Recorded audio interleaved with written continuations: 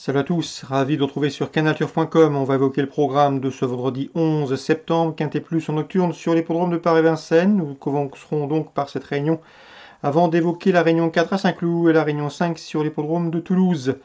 Concernant le quintet, le prix Ophélia, j'aime beaucoup le 15 Desperado, qui vaut beaucoup mieux que ne l'indiquent ses derniers classements bruts. Le cheval est monté en puissance au cours de ses derniers parcours. Certes, il n'est pas à l'abri d'une incartade, mais c'est un cheval de qualité.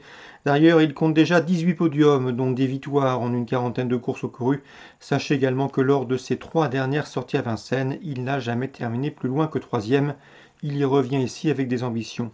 Le 12 est enclin, est un cheval également de classe, pas à l'abri d'une écartade lui aussi, mais un cheval qui a prouvé qu'il fallait compter avec lui à ce niveau. Il fait face à un engagement intéressant en premier poteau. Et sachez également qu'il a des références à ce niveau. Le 10, El Paso d'Ocagne, est un cheval dur à l'effort, capable d'animer la course, un cheval qui est en forme, il vient de se classer 2e à la Capelle, l'engagement est intéressant, il devrait en tirer profit. Le 9, Emblème Orange, a remporté 3 de ses 4 dernières courses. Yves-Jean Le Besouette le préserve, le ménage. C'est un cheval qui vieillit très bien, qui est en constant progrès. Seul bémol, c'est qu'il a couru 5 fois Vincennes pour 4 disqualifications. Mais le cheval a beaucoup évolué depuis et il mérite crédit. Le 3, Enzo Slipper, a couru 4 fois à Vincennes, une victoire, 2 places de 3e. Il vient de terminer dans le sillage d'El Paso d'Ocagne et lui aussi mérite crédit. Pour les places, on retiendra le 1 Destin de Star, qui vient de prouver sa forme au Sable d'Olonne cet été, premier, deuxième, deuxième, à condition qu'il ait bien récupéré.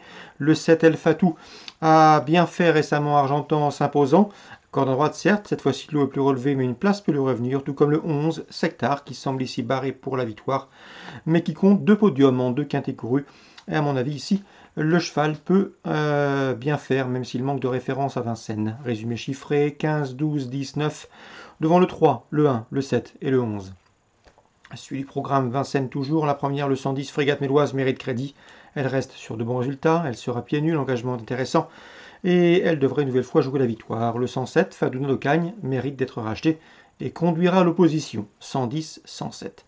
Dans la deuxième, le 211 étonnant est un cheval de classe, un cheval confirmé être monté, qui affronte ici des rivaux à sa portée, il devra en tirer profit.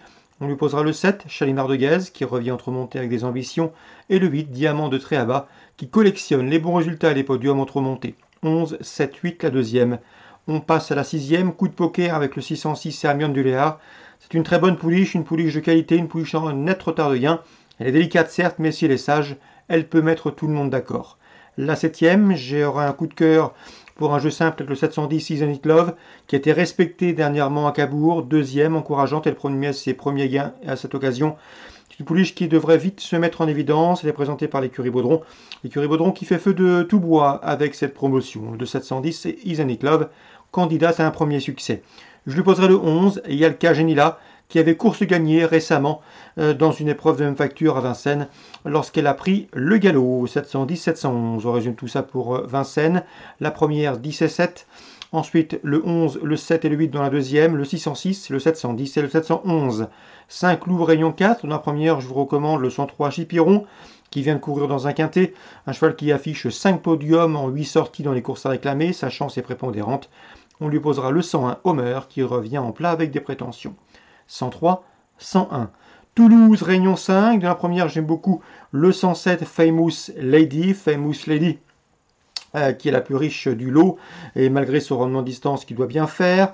Concernant la deuxième, je vous recommande le 204 Go for the Gold, un cheval en retard de gain, préservé, qui reste sur 2 probants succès et qui effectue le déplacement à Toulouse avec des ambitions. C'est un candidat aux premières places.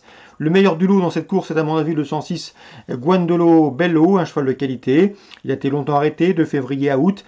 Il vient de faire sa rentrée à Grenade-sur-Garonne. Il reste ferré. À mon avis, c'est ce qui peut l'empêcher de gagner, mais en classe pure, il n'a rien à envier à ses rivaux du jour. Donc le 204 et le 206, mes deux préférés pour ce deuxième rendez-vous toulousain.